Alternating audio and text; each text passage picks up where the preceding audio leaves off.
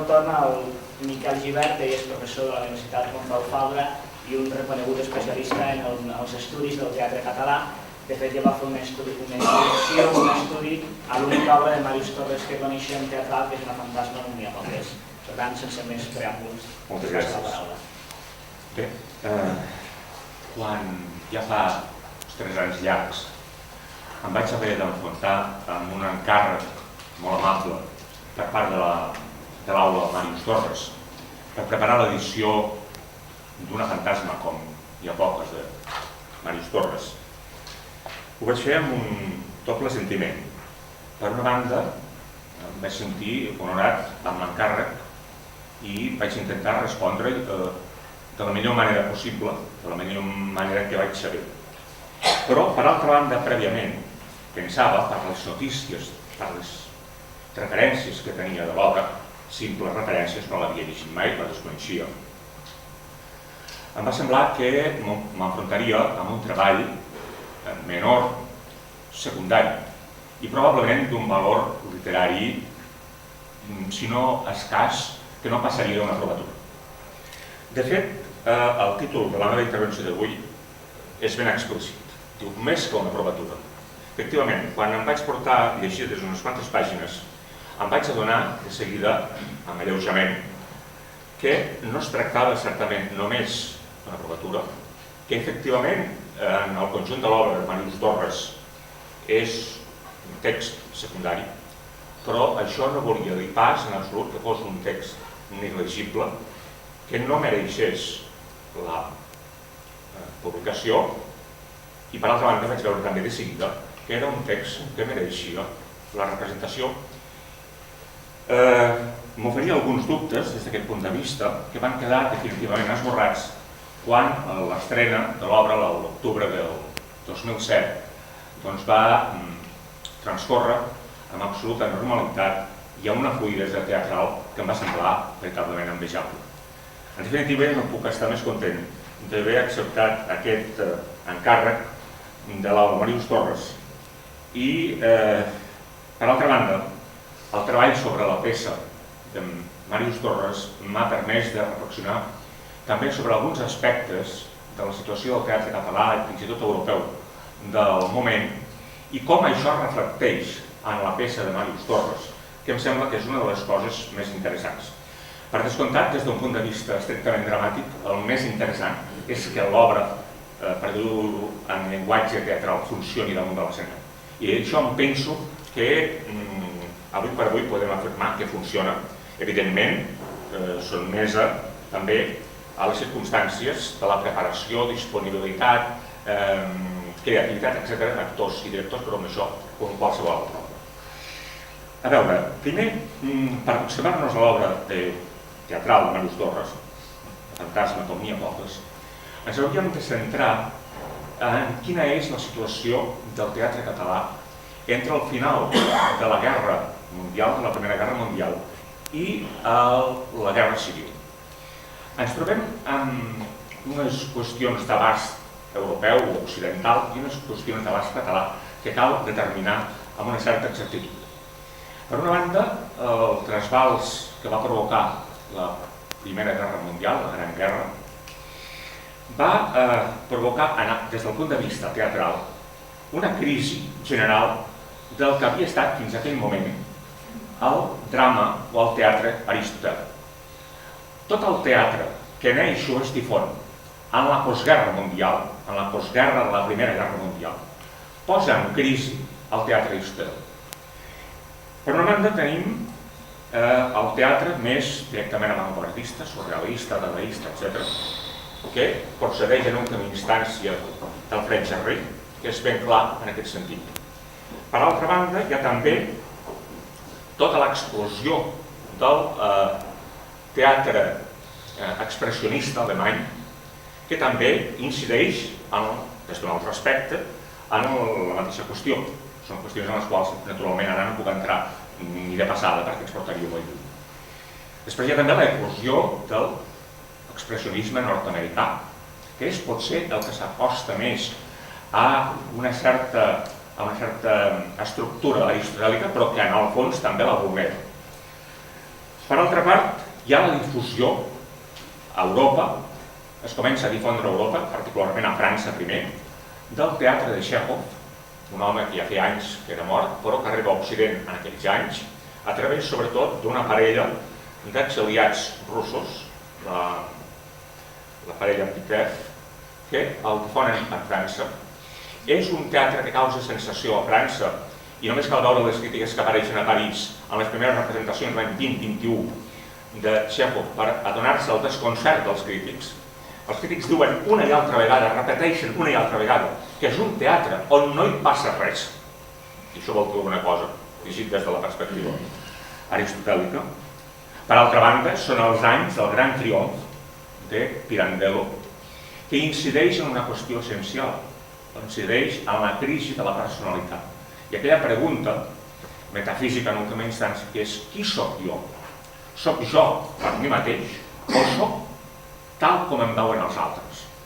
I aquí apunta una perspectiva que després Sartre desenvoluparà a fons per un altre camí, que és allò de l'infern són els altres. L'infern són els altres que el posen dins meu. Però en fi, tot això, ara diguem-ne no hi puc entrar en més detall, però fixeu-vos que són tot qüestions que posen en crisi la perspectiva tradicional del teatre aristotèlic. I per altra banda, hi ha dos fets importantíssims, que és l'explosió del teatre soviètic, amb Mayakovsky al capdavant. Les primeres provatures del teatre que d'una forma explícita combat els principis aristotèlics a través de la distanciació i la no implicació emocional de l'espectador en l'espectacle, sinó a través de la implicació estrictament racional. I per altra banda, surt tota aquesta renovació escènica i de director, de direcció d'actors, que significa l'obra teòrica d'Erwin Piscator.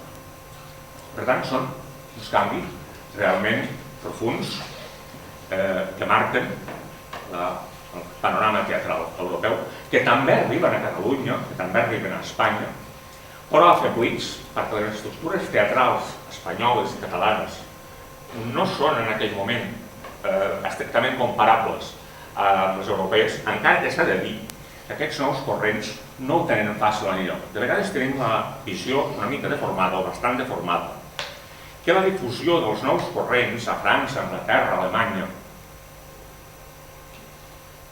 és fàcil. No va ser lloc fàcil, va ser realment difícil.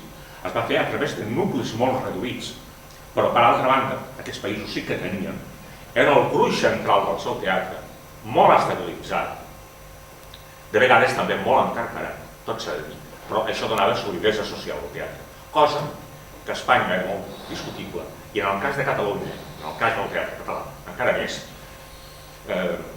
era altament improbable. Vaja, les circumstàncies demostren que no era així. De fet, en els anys 20, a Catalunya això arriba a través d'algunes experiències de teatre selecte, teatre d'art, per exemple, la represa del teatre lliure, del teatre íntim, a Maria Gual, o alguna altra experiència, sempre marginal, sempre interessant, però que majoritàriament no arriba ni immediatament ni més pausadament al gruix de la societat. De fet, en els anys 20 i en els anys 30, el teatre català com a tal encara té un problema de continuïtat, un problema de consolidació. Cal no oblidar que de l'11 al 17, a Barcelona, no hi ha cap sala que programi temporades completes de teatre català.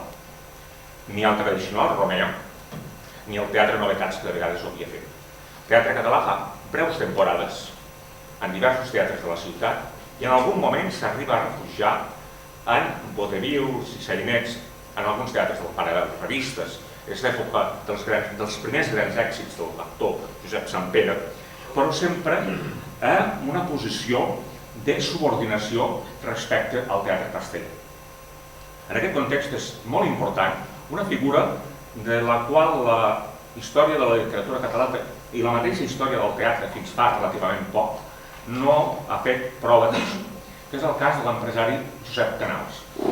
Josep Canals lloga el Romer, primer a través d'un financer reusenc, Evarist Fàbregas, i Pàmies, després ell directament, i al llarg dels anys 20, fins a primers dels anys 30, al davant de l'empresa del Teatre Romea, comença a programar sistemàticament teatre català en diverses perspectives. Per una banda, aposta per un jove autor que promet en el camp del teatre poeta, Josep Maria de Segarra, d'una forma continuada. Per altra banda, busca un públic de burgesia mitjana a través del teatre de boulevard, de la comèdia burgesa, amb l'aposta que va significar en aquell moment Carles Soldevila. Per tant, té dos flancs ben coberts. Després procura reconduir cap al camp del teatre burgès alguns antics autors modernistes, Pous i Pagès, Prudència Bertran i alguns altres que havien quedat descol·locats i se'ls guanya, d'una manera o l'altra, diguin el que diguin en cartes i memòries. I després també es preocupa pel teatre de criatures, el teatre infantil.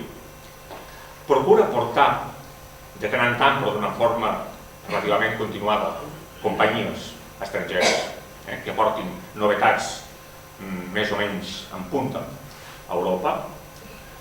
I, per altra banda, encara deixa lloc per a algunes anomenades vetllades de teatre selecte que puguin posar a l'abast de l'espectador barceloní aquelles novetats més agosarades que es produeixen a Europa. I, en aquest cas, actua com a home clau Carles Soldevila, que és un bon coneixedor del teatre europeu, que de vegades s'equivoca, que de vegades aposta per vies probablement obturades, però que compleix una labor de posar al dia, sens dubte, interessant.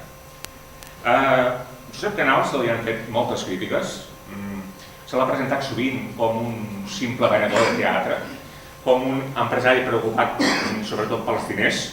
Això realment és molt fàcil de dir, des d'avui o de molts anys després, però en aquell moment no era gens fàcil, tot s'ha de dir, actuar com va actuar en Josep Canals. En Josep Canals va arriscar patrimoni pel teatre, va voler fer diners amb el teatre, se'n va sortir a mitges, però el que és indubtable és que va fer una labor de consolidació del teatre català, que si després de la guerra, de circumstàncies, ens portarien a un altre camp en el qual, evidentment, ni de passada no puc entrar.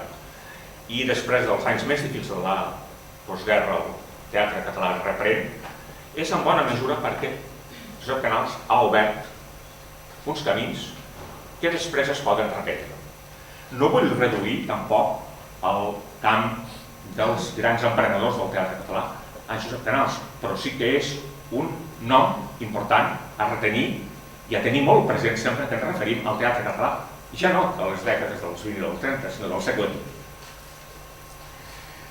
El teatre català, tradicionalment, des del canvi de segle, des del pas del XIX al XX, havia tingut un problema que no l'havia resolt mai, que era com adreçar-se a una societat catalana urbana i mesocràtica, és a dir, a les capes mitjanes, cada cop més amples, de la societat catalana. Quin producte teatral pot interessar aquestes capes mitjanes? Semblava que els models del segle XIX i començaments del segle XX estaven exhaurits. Calia una aposta de cinta i Josep Canals la va fer, i la va fer a través de Carles Soldevila. I Carles Soldevila és important per ell mateix perquè consolida un teatre clarament burgès, un teatre de boulevard a la manera francesa, amb un llenguatge que damunt de l'escenari llisca, cosa que sovint no passava, per exemple, en molts autors, en alguns autors noucentistes i en la major part de modernistes. S'adreça a aquesta societat des de l'actualitat urbana i burgesa més estricta i, en aquest sentit, fa una funció social de primer ordre. A part d'alguna de les seves comèdies, probablement la més curta, és la més interessant, els civilitzats per ell mateix, és una verdadera aportació, una veritable joia del teatre català contemporani. Però encara fa una altra funció, encara no s'ha potser tant o més interessant que aquesta, o que hauria pogut estar tant o més interessant que aquesta, que després la guerra frustra. I és que darrere d'ell tenen una sèrie d'autors joves que es proposen anar més enllà de Carles Soldevila. En aquest cas, l'únic nom que ho aconsegueix i encara en part és Joan Oliver. Joan Oliver és un autor que vocacionalment, per extracció social, per voluntat, per formació, etc., és un autor interessat per un teatre burgès. Després les circumstàncies el portaran o no el portaran, però ell és un home que vol fer teatre de boulevard, i ho diu explícitament, i vol fer teatre burgès, i comença per aquí. Però és un home també amb una capacitat crítica, amb una acidesa, que es trasllueix en les seves comèdies, sobretot en les comèdies anteriors a la Guerra Civil. Per exemple, en alguna de les obres de Joan Oliver hi trobem, encara que sigui a través del boulevard, la influència de Pirandello, cosa realment insòlita del teatre del moment català del boulevard. Hi trobem, per exemple, la interrogació sobre qui soc jo, qui deixo de ser. Aquells personatges que públicament fan un paper, però que en el fons són una altra cosa, tenen una doble vessant. I ho fa d'una manera que res no té a veure amb el melodrama, per exemple. Però, darrere de Joan Oliver, pràcticament nascuts al mateix temps, hi ha dos autors, Carme Montoriol i Josep Millán Aurell, que intenten portar aquesta renovació a través del drama, un drama gairebé existencial. Però, i aquí és on vull anar d'una manera més clara per poder introduir Màrius Torres, hi ha també autors encara més joves, nascuts ja en ple segle XX, no a finals del segle XIX, com són Màrius Torres, per exemple, o com són Martí de Requer, encara que sorprengui un nom, o com és, per exemple, Ignasi Agustí, encara que sorprengui un nom, que entre finals dels anys 20 i la meitat dels anys 30, fins a la guerra, intenten de fer un teatre que el mateix Joan Oliver diu que ha de ser un teatre antiretòric, antisentimental i antiemotiu. És a dir, una negació explícita de tot el que és la dramatúrgia romàntica, postromàntica i modernista. Com a voluntat de renovació i usant l'humor i en certa mesura una sentimentalitat refinada d'una manera molt eficaç damunt de l'escenari. Això, en part, o en gran part, queda abordat, evidentment, per la Guerra Civil. A mi el que em va sorprendre és que en aquest conjunt d'autors que ara he citat uns quants, que ara he citat, hi podríem col·locar perfectament la peça de Màrius Torres. En aparença, la peça de Màrius Torres és una cosa lleugera, un entreteniment, però en la peça de Màrius Torres hi ha una cosa molt important, que és, per exemple, una de les primeres peces en què hi ha una influència directa del cinema. Influència directa del cinema, per una banda, del cinema de la comèdia sentimental de Hollywood, i en concret em sembla veure molt clara la influència d'una pel·lícula que es va estrenar aquí amb el títol de Un ladrón en l'alcova. Per altra banda, hi ha també la influència del cinema misteriós, gòtic, lligat al món dels castells, etc. I per tant això s'ha de tenir en compte. I per altra banda, hi ha també, encara que portada a un llenguatge molt superficial, de boulevard, però efectiu des del punt de vista dramàtic, que és aquesta interrogació sobre qui és aquell que tens davant, sobre aquests protagonistes masculins i femenins que tenim davant, qui són? Aquest senyor i senyora que arriben com a excursionistes en aquest castell nocturn, qui són? Són allò que representen o són una altra cosa? Això pot semblar molt obvi, però això permet una lectura, evidentment, pirandelliana, i en algun cas pot ser fins i tot freudiana. Però sobre això no hi vull entrar més, simplement ho apunto. A part de la qüestió, diguem-ne, biogràfica important, des del punt de vista de l'espiritualitat de Màrius Torres, que és la manera com tracta aquest món del que em podríem dir l'espiritisme i la testament psíquica, de manera tan distanciada, tan freda, tan allunyada i tan humorística, que fa pensar que té raó Joan Sales quan diu que per ell, en el moment que entra a Puig d'Olena, la comèdia és escrita l'any 35, uns mesos abans d'entrar a Puig d'Olena, i és un home que s'ha allunyat definitivament de tot aquest món, que havia estat el món espiritual, de pare i ara. En fi, però això són qüestions que ja desenvolupo en la introducció de la comèdia que ara es reedita, però que cal remarcar, cal tenir present, perquè aporta la modernitat posada en el seu context de l'obra de Màrius Torres. Hi ha una altra cosa notable. Aquesta obra s'ha publicat i s'ha estrenat molts anys després, més de 70 anys després, i l'han vist funcionar damunt de l'escenari. És una cosa realment... vol dir que s'emmotlla a uns paràmetres d'època, és moderna, encara que limitada en aquest aspecte, en la seva època, però almenys com a entreteniment, i no pas com a entreteniment banal, funciona molts anys després. Per tant, em sembla que en aquest sentit, com a primera provatura, o més que provatura, i ha complert.